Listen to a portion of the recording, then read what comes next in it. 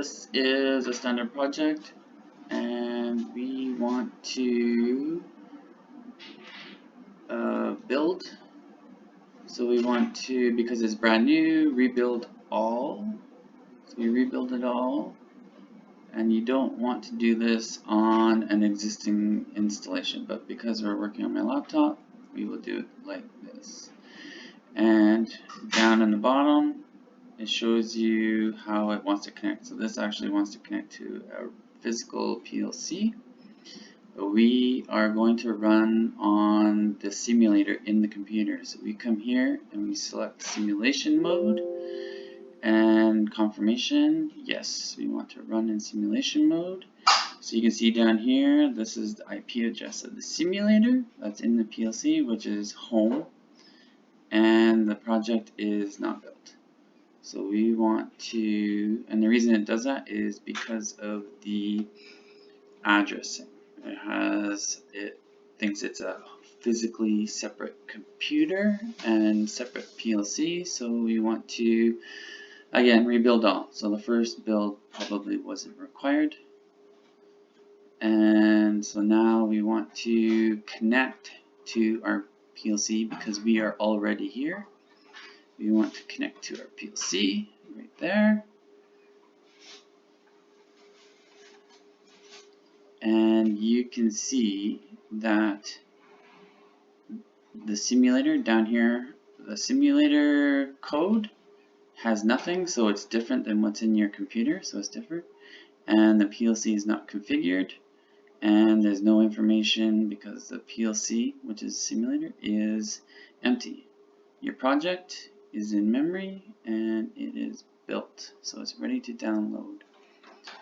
So we want to transfer it to the PLC, and you would do this if it was a physical PLC as well. In this case, it is simulated PLC.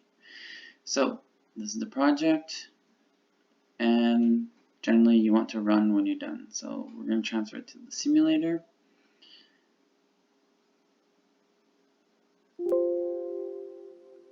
And of course the confirmation. So simulator, PLC, and the computer are equal, same programs. PLC is running. The PLC now has upload information to send back to you if required, and address of the simulation PLC. And that is connecting to the simulator, and connecting to a real PLC is the same. What you should be aware of before I jumped ahead is we'll disconnect from the PLC. So you can see down low, offline, that's where we want to go. Is we actually should step 1, pick one of these. Step 2, set the address. Step 3, connect. I jumped over that because I do this so often. And this is important.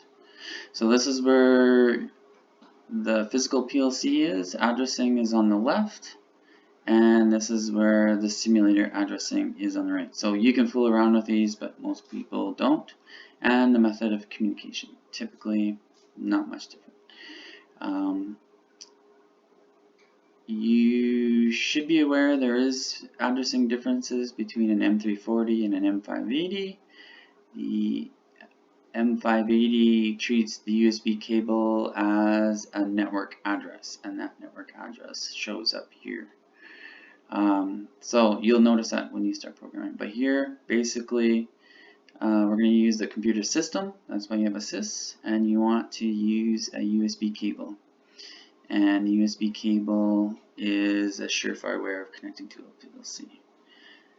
If your PLC was on a network and you knew the network address, then you could type in that address here, and you can tell it that you're going to use Modbus TCP/IP and select that there. And test connection is a requirement. So right now it's set to simulator, and this is what happens when you test a connection.